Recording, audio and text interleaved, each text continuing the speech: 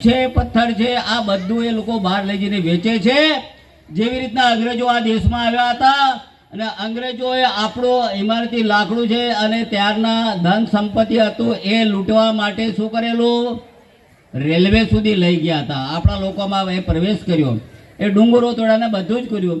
તો આંબા કાંઠાનો ડુંગર તોડી નાખ્યો। અરે આ તમે જુઓ ને, સરકલા જોઈ શકો? એ સરકલા જોયું છે ને?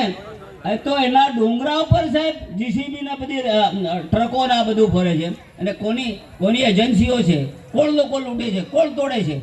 આ સરકારના એજન્ટો તોડે છે।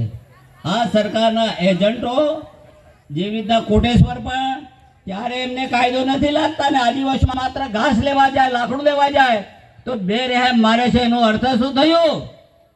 એ લડાઈ હતી બિરસા મુંડા સાહેબની, ભગવાનની। એ લડાઈ હતી ટાટા ભીલ ભગવાનની। તો એ જ દિવસો આજે આપણી ઉપર આવ્યા છે। આપણી જનજાગૃતિ નથી, આપણામાં એક